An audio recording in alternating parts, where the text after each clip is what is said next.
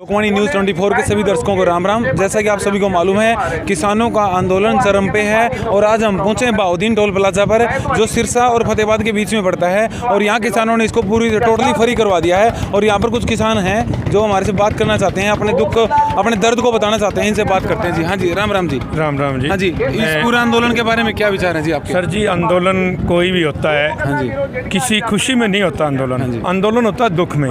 ये जो सरकार है, जब से आई है ये निकम्मी सरकार, सेंटर सरकार निकम्मी सरकार, उसकी ये सहयोगी सरकारें हैं। तो कोई आपको पता है कि आंदोलन किस लिए होता है?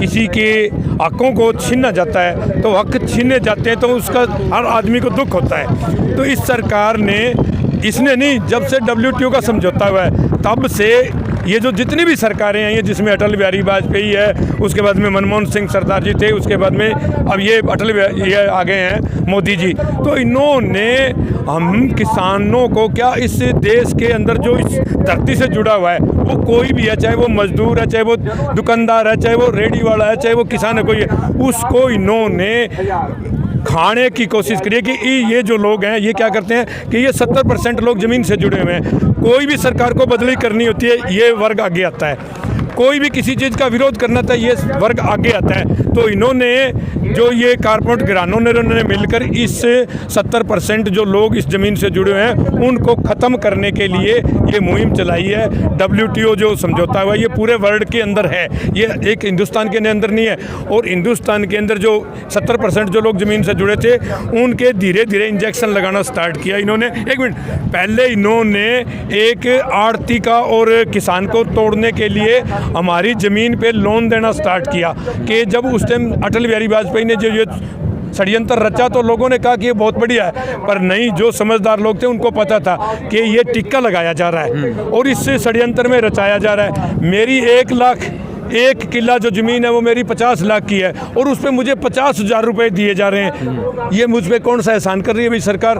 मेरी 50 लाख की ज़मीन है और उस पर 50,000 रुपये दिए जा रहा है। और एक अडानी अंबानी है, उसकी 10 रुपये की कोई भी चीज़ है उसके ऊपर वो उसको 1,000 रुपया लोन दे रहे हैं। तो ये हमारे पे एहसान क्या कर रहे हैं? ये कोई एहसान नहीं करे, इनकी नीतियाँ माड़ी हैं। किसानों को आखिर डर किस बात का है? हमें किसी चीज़ का कोई डर नहीं है। हमें डर यही है कि हम इस कुत्ती सरकार को उखाड़ फेंकना चाहते हैं और लाल किले के ऊपर जब तक किसान का बेटा नहीं पहुंचेगा तब तक हमारे मसले हल होने वाले नहीं हैं। अब तक भी आप वोट देते आए हो, आपने किसानों के बेटे भी काफी, आपके डिप्टी CM भी बता रहे हैं कि देवीलाल जी के परिवार से हैं, तो वो भी एक किसान परिवार से हैं। वो सरमाएदार है, किसान नहीं है। किसान चौधरी देवीलाल था, उसके बाद में उसकी जो संतान है वो सरमाएदारी में आ गई है, अब वो किसान नहीं रहा है। मैं उसको कहता हूँ वो सरमाएदार है, टाटा बिरलाओं का वो ऋणी है, उनका कर्जदार है, उनका वो नौकर है, वो सरमाएदार है, जमींदार कहाँ है? तो अब आपको किस नेता से उम्मीद है कि जो आपके पूरे इस मामले को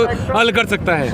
हमें उम्मीद उनसे है। ये नहीं है कि ये पूरा जो सरकार जो बनी हुई इसके अंदर अच्छे आदमी नहीं है, अच्छे आदमी हैं, पर उन अच्छे आदमियों को ये नालायक आदमी आगे नहीं आने देते, उनको दबाए रखते हैं। डिप्टी CM आपके गृह के जिले के हैं, उनसे क्या अपील करोगे आप? कुछ नहीं, अभी अपील क्या करनी है? जिन आदमियों की जमीन मर चुकी है उनको अपील करने का फायदा क्या है? क्या अपील करके हम? किसानों की आशाएं बिल्कुल टूट चुकी हैं, बिल्कुल टूट चुकी हैं और किसान बड़ा दुखी है। सर एक बात और बताइए, देश का अन्नदाता, अब हम देख रहे थे 70-80 साल के बुजुर्ग यहाँ पर भूख हड़ताल पे बैठे हैं, देश का अन्नदाता आखिर भूखा, बड़े दुख की बात है। देखिए इनकी नीतियाँ हैं हमें भूखा मार के ही मारने की। अगर हमें पूरा हक मिलता रहे तो इनके गाड़ी कौन धोएगा, इनके घर झाड़ू कौन करेगा, इनके नारे कौन लगाए, इनके झंडे कौन चकेगा? ये सोचते हैं कि ये किसान सिर्फ रोटी खाता रहे, जैसे अंग्रेज पहले रोटी के बदले काम करवाते थे, वो इनकी नीति है कि ये रोटी खाता रहे और हमारे गुण गाता रहे। अगर हमारे को स्वामीनाथन आयोग की रिपोर्ट मिल जाए